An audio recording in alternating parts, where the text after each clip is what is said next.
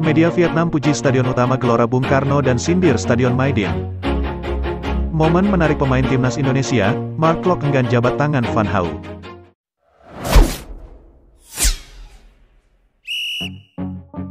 Stadion Utama Gelora Bung Karno, atau SUGBK yang dijadikan sebagai venue pertandingan semifinal Piala AFF 2022 leg pertama turut mengundang pujian dua media Vietnam.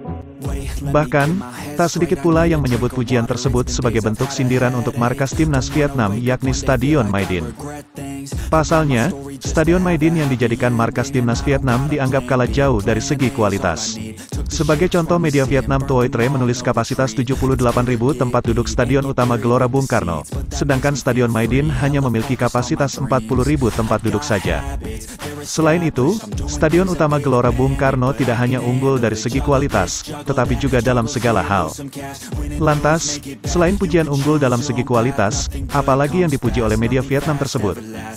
Dilansir dari YouTube Garuda Space, ternyata media Vietnam juga menuliskan bahwa rumput SUGBK begitu hijau dan sehalus bludru.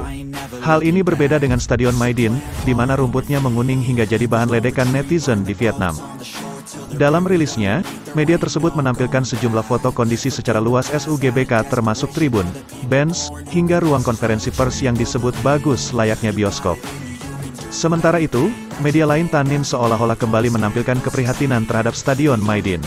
Cukup banyak pemain Vietnam yang terkesan dan senang dengan indahnya rerumputan hijau Stadion Gelora Bung Karno. Berbeda dengan warna kuning kehijauan Stadion Maidin yang bergerigi, tulis media Tan Ninh. Tak hanya lapangan, Stadion Maidin belakangan disorot dari kursi penonton termasuk gawang yang nampak mengalami kerusakan. Momen Mark Klok tolak salaman dengan Doan Van Hau menjadi salah satu bukti panasnya pertandingan Vietnam vs Indonesia di semifinal leg kedua Piala AFF 2022, di Stadion Maidin Hanoi. Pada menit ke-58, terjadi momen menarik saat gelandang timnas Indonesia Mark Klok menolak berjabat tangan dengan pemain Vietnam Doan Van Hau.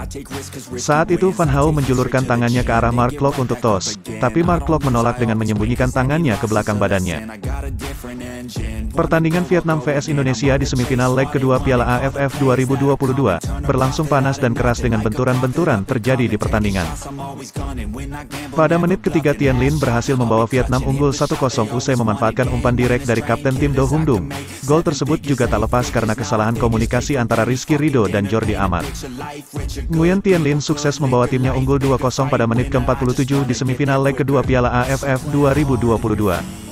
Tien Linh berhasil menanduk bola umpan tendangan sudut Do Hung Dung untuk menjadi gol dan membawa Vietnam unggul 2-0.